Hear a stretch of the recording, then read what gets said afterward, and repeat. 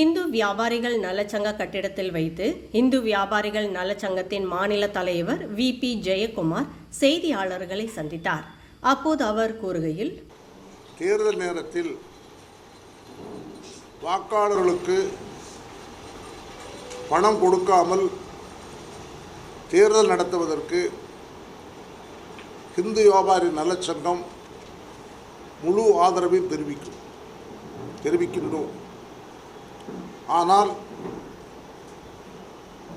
இந்த தேர்தல் ஆணையம் வணிகர்களை மிகவும் கொடுமைப்படுத்துகிறது. சிறு வணிகர்கள் குறைவான ரூபாய் கொண்டு வந்தாலும் அந்த ரூபாயை ஏதாவது ஒரு காரணம் சொல்லி அபகரித்துக் கொள்கிறார்கள். பத்திரிகையில் வருகிறது,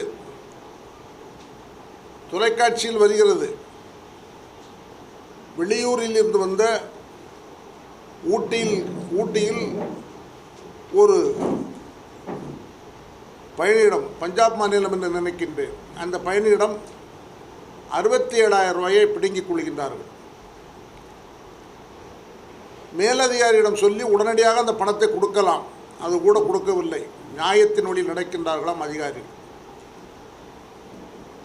மேலும் வணிகர்கள் இந்த நாடு நலம் பெறுவதற்கு எல்லோரும் சிறு வியாபாரியாக இருந்தாலும் வரி செலுத்தி கொண்டிருக்கின்றார்கள். அந்த வரியின் மூலம்தான் எல்லா காரியமும் இந்திய திருநாட்டிலே நடைபெற்று கொண்டு வருகிறது. ஆனால் தேர்தல் ஆணையம் வியாபாரிகளை ஒரு திருடன் போல் பார்ப்பது எந்த வகையிலும் நியாயமில்லை. மேலும் இதுவரை தேர்தல் ஆணையம் இதுவரை எந்த அரசியல் கட்சியிடமிருந்து பணத்தை கையகப்படுத்தியுள்ளதா?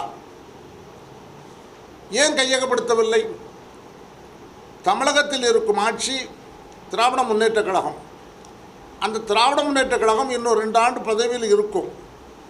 அப்பொழுது இங்கே இருக்க தாசில்தாராக இருக்கட்டும், ஆர்டிஓவாக இருக்கட்டும், அவர்களுக்கு கீழ் வருகின்றார்கள். அப்பொழுது ஆளுங்கட்சியாக சேர்ந்த மந்திரிகள், எம்பிக்கள் இவர்களுக்கு கண்டிப்பாக பயப்படத்தானே செய்வார்கள். அப்பொழுது தேர்தல் ஆணையம் ஒழுங்காக செயல்பட வேண்டும் என்றால் வேறு மாநிலத்திலிருந்து கொண்டு வந்து தேர்தல் நடத்த வேண்டும்.